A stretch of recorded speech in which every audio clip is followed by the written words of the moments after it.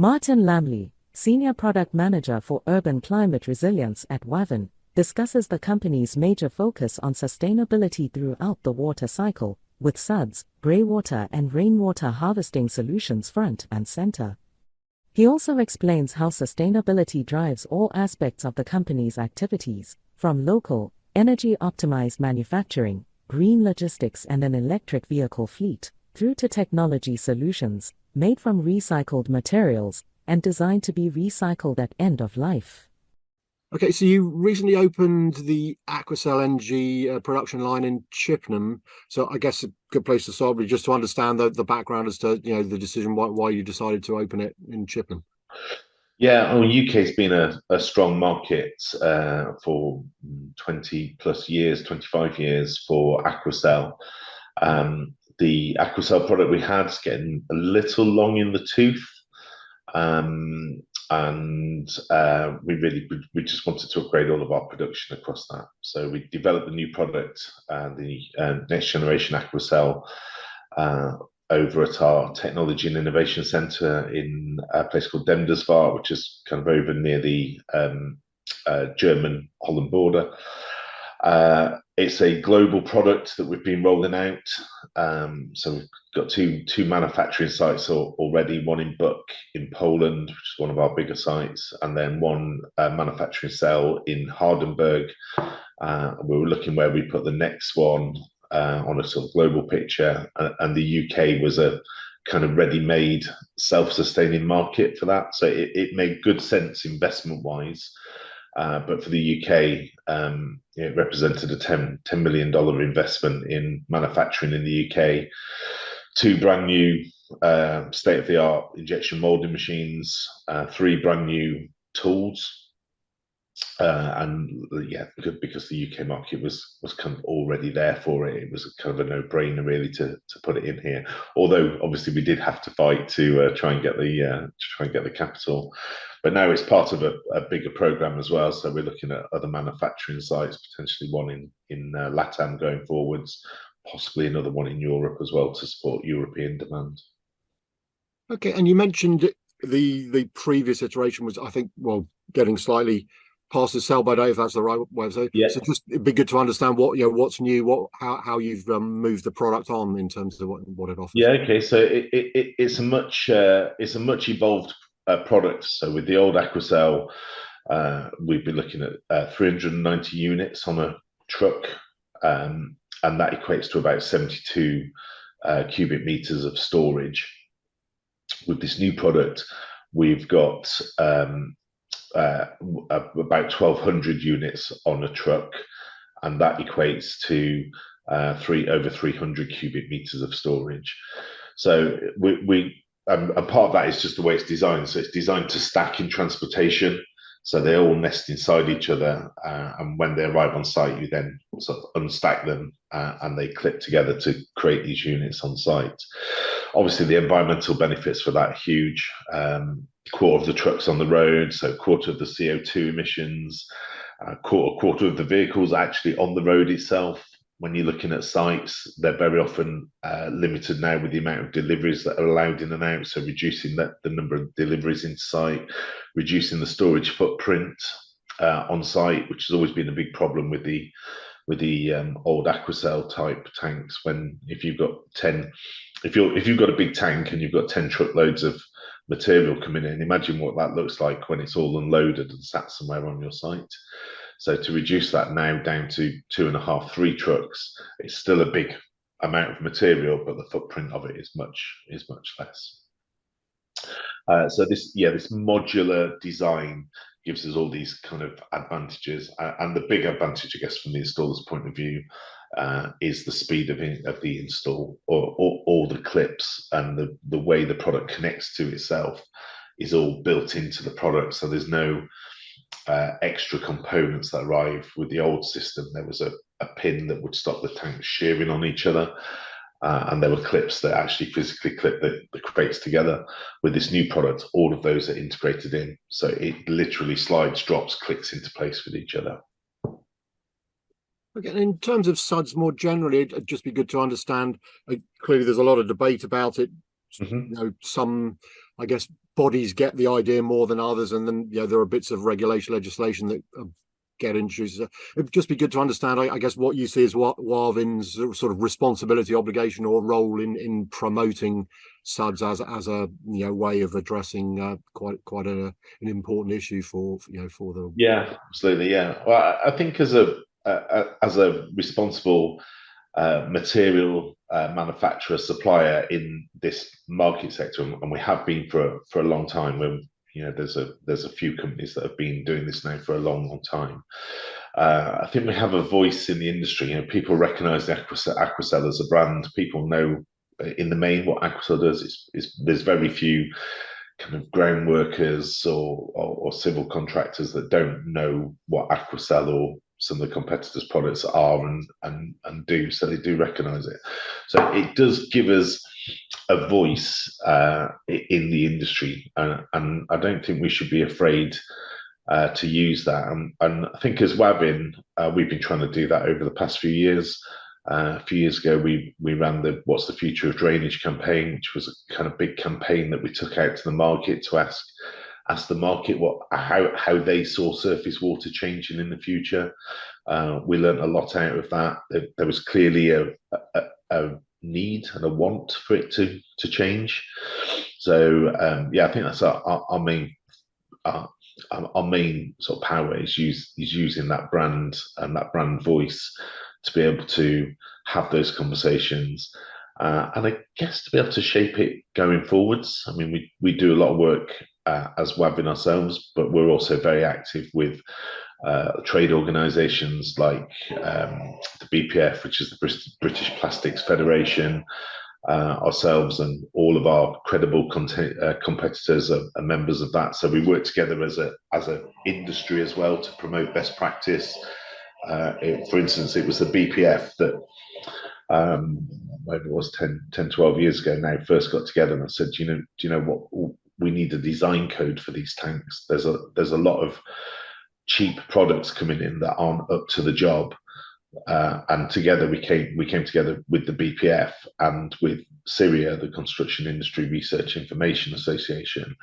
And that was where the first design guide came out for Aquacels. It was kind of the industry itself saying, we need to make sure we protect this and people understand that these systems are good. And then they were starting to get a little bit of a bad reputation. There'd been a few system failures and things. So we wanted to broaden that knowledge and make sure engineers understood there was a design principle behind these, that they were tested to a certain way, and educate the engineers to look at that. And as an industry, we've continued, and as Wavin, we've continued to do that all the way from kind of the beginning of the industry to now. And in terms of sustainability, which you mentioned in reference to the Aquacel product, it'd be good to. I know it's very important to the company. So, and I suspect we could have a long conversation, all the many things. But could you perhaps highlight some of the ways in which, whether it's in the manufacturing on the site itself, or I think when I visited, there was mention of the electric train that takes products up to Scotland. So it'd just be good to understand, some of the activities where you are pushing the sustainability aspect of the work that you do. Yeah, absolutely. Well, you've just mentioned one, which is the using the train to move products up to the long distances, like up to Scotland now. We're starting to use that more and more with our logistics partner. In terms of, if you look at our range of products that we sell into surface water in the UK, in fact, globally, where legislation and where regulation allows, we use 100% recycled material. So in the UK, all of our surface water products are now 100% recycled, either polyethylene or polypropylene. As an organisation, we're aiming for all of our products, again, where regulation and standards allow, to be 100% recycled and 100% recyclable at end of life. So we want to be able to go and collect those products at the end of the construction process, at the end of the lifetime of the project, and bring them back into our loop and reprocess them back round again. We've done a lot of work on energy consumption across our sites in the UK. So we are 100% renewable energy. across the two major sites, which are Doncaster and Chippenham. That included things like switching over to a renewable energy electricity supplier, putting PV. They're big sites with big roofs, so putting PV across all of those roofs, all of the roof area, putting low energy lighting in that turns itself on and off.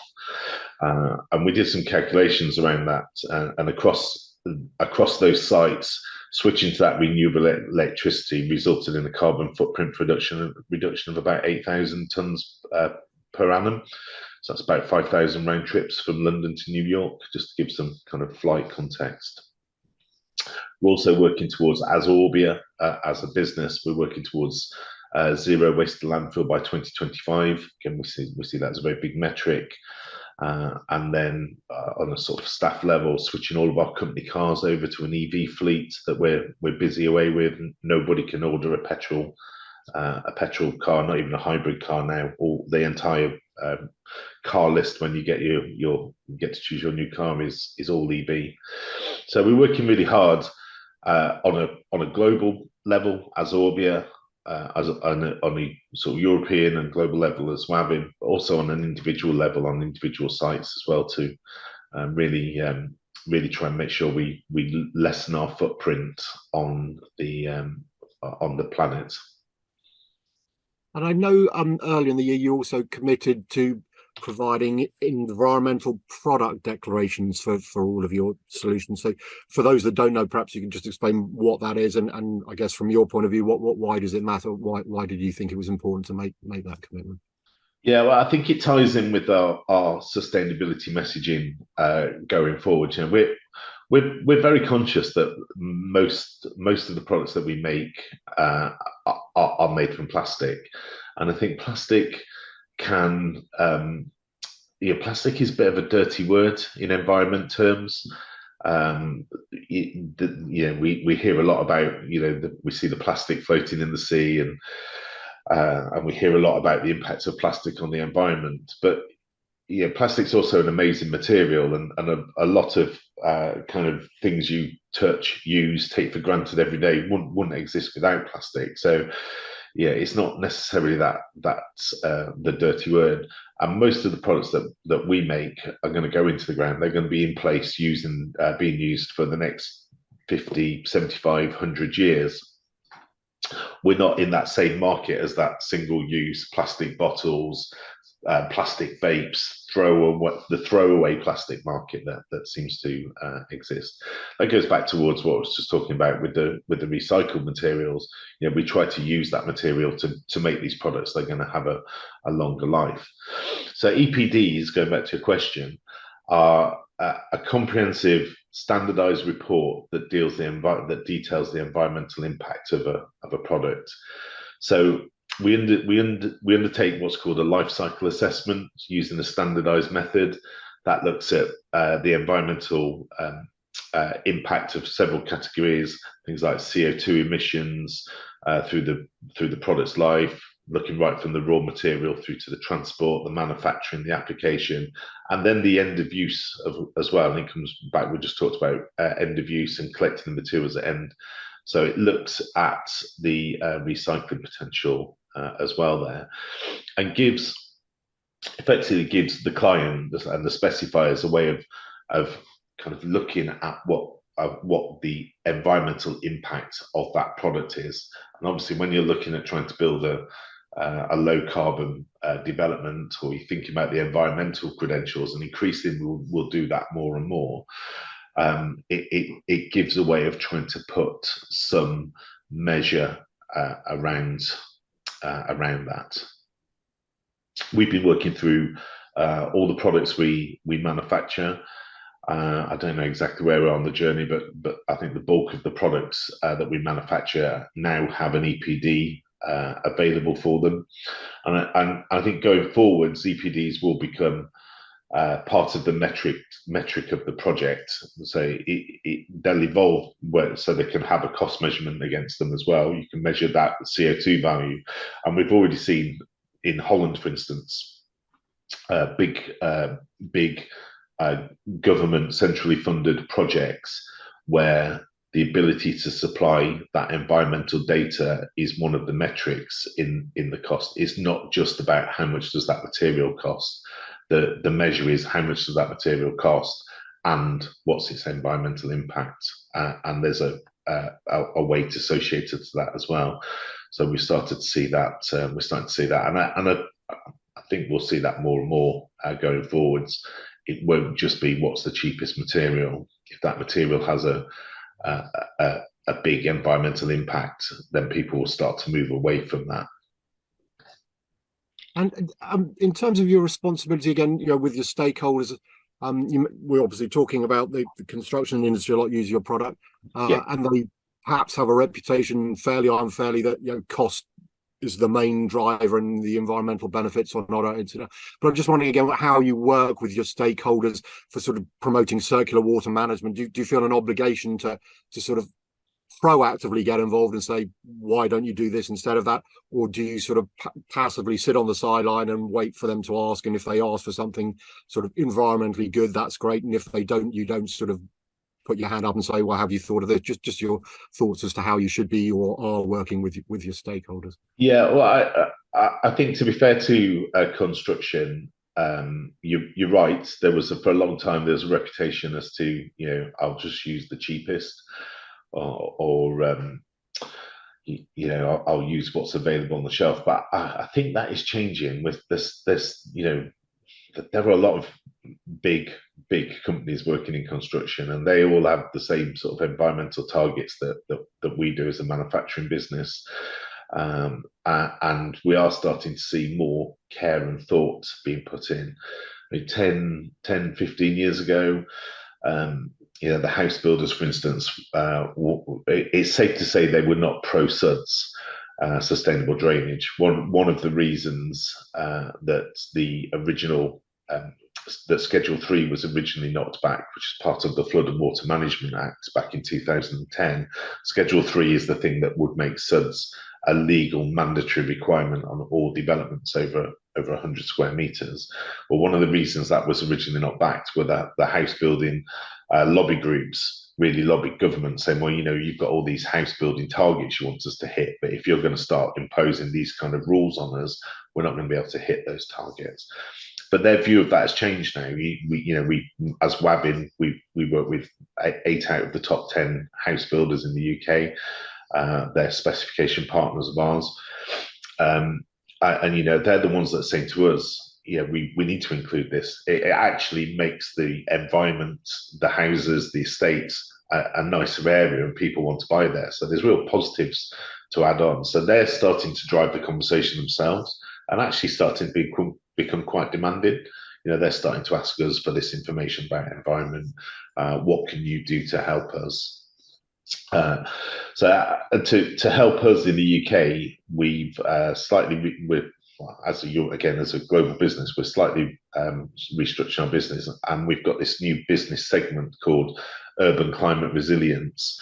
And that really, the aim of that and the team there that we're setting up in the UK is to get out, to work with our clients, to work with their specifiers, to work with their architects and their engineers, and to be able to sit down at the design stage and look at the drawings and say, okay, what about putting a blue roof here? What about putting some tree pits there? What about putting rain gardens here? Why don't we use this as a basin? And just to really try and work with them and educate them. But I don't think I think the market itself is coming round to this sort of understanding all the benefits around greater environmental, lessening the environmental impact, better sustainable drainage, better sustainability. We're starting to see it. The building regs are driving it in terms of the way we build the house. Schedule 3 will come in next year, which will drive this move, further drive this towards sustainable drainage. But actually, I think a lot of developments now are starting to integrate it without that legislation in. It will just be the final push that really gets things moving.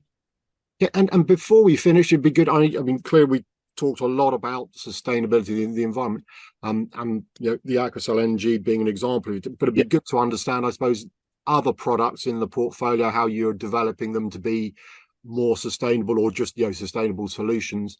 Yeah, I know, again, when I visited you, someone mentioned the polder roof, which was intriguing, but just yeah, give us some flavour of the way you're developing solutions to address sustainability, I guess. yeah, absolutely. So it comes. I've just talked to you about UCR, Urban Climate Resilience, as a team. To support that team, there's a strong development on innovation. Some of that is taking products that we already manufacture, and maybe using them in a different way, and looking at how we can, change applications. Some of it is brand new product development and some real innovation happening there.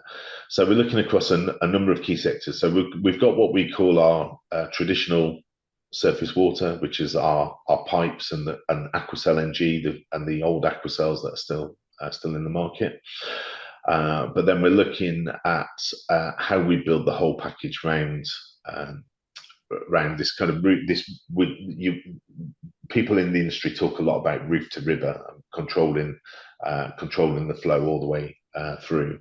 So we want to make sure that we've got touch points all the way through that roof to river. So that obviously the first place that the water lands is the roof. You just mentioned polder roof. Polder roof is a really clever system based on the Dutch polder. So the Dutch polder is where they build the dam around, or the dike around the outside of a piece of land. Then they drain it down, and it forms this new piece of land. That's what the polder is. So the way the polder roof works is there's a dike around the outside of the roof. Obviously not as big as they're building to reclaim the land, but then that area of the roof can then be used to store water. So it's got this dike around it, so we can collect when it rains, the rainwater percolates down through the green roof surface and then into a storage layer underneath. And then it can be controlled with a series of valves and weirs that can be opened and closed depending on what's happening with the weather. So if the weather forecast says in the next 4 weeks we're going to have some really heavy rain, the valves open and they slowly release the water out to create the capacity to store that rain. So it kind of acts as a buffer and lets water be discharged at a controlled rate. When it's full, then you've actually got a resource on the roof of water that you can use. So, for instance, you could use that for, well, number one, you could use it for irrigating the green roof during periods of dry weather.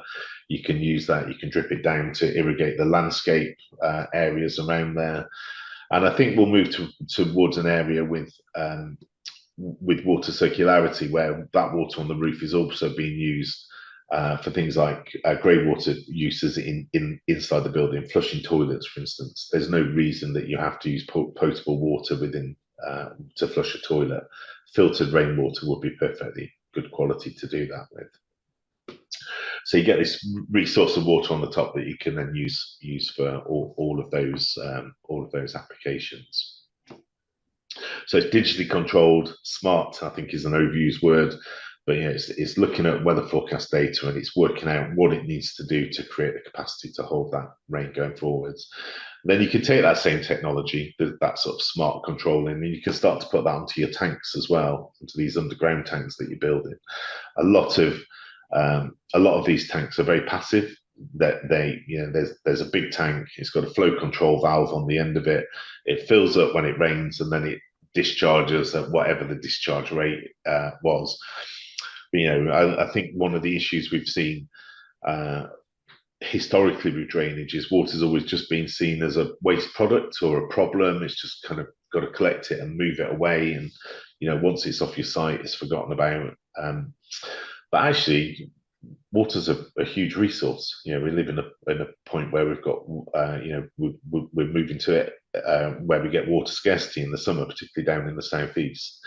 So if we can start collecting that rainwater over the year and using it somewhere on site, even if it's just for irrigating, I think it starts to become a valuable resource. And we're starting to see that, not our projects, but we've seen at Anfield, they've got under pitch storage tanks where the rain percolates through and then is collected and reused to irrigate the pitch. So at Manchester City new training academy has all got underpitch water storage for re-irrigating. So people are starting to switch on and realise that water isn't necessarily a waste product, and the thing to do is just to get rid of it. It's very much starting to be seen as a resource. And then on top of that, you start joining the dots. So when the water comes off the roof and starts to come down, what can we do with it at surface level? What combined with what makes the environment nicer? So trees, planting, lots of green. If you're going to look at a housing estate, and it's the term concrete jungle, we don't hear it so much anymore. But do you want to buy in a concrete jungle, or do you want to buy in an estate with vegetated areas and trees? Most people are going to choose the greener development. So how do we then build? How do we then make those green areas function as part of the water ecosystem? Because in nature, all that green area functions as part of the water ecosystem. They're all allowing filtration. They all do natural filtration of the water.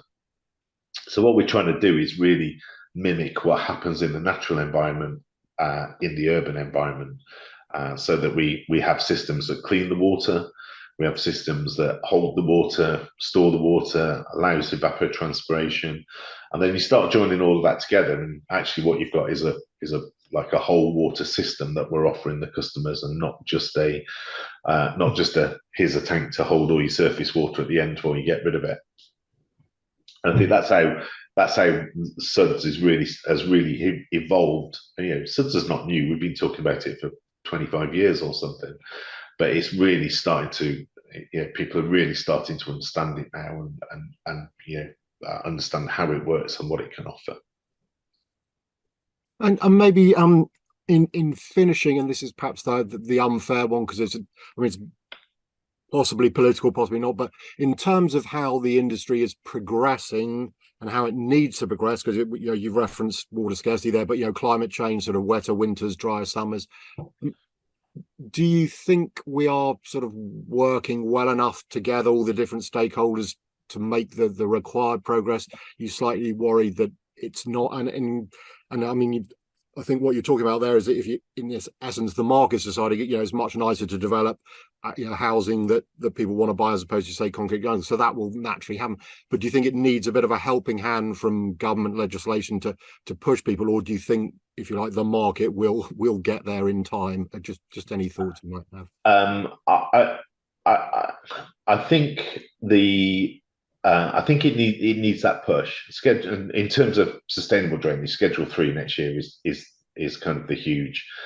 That's the thing that we've all been waiting for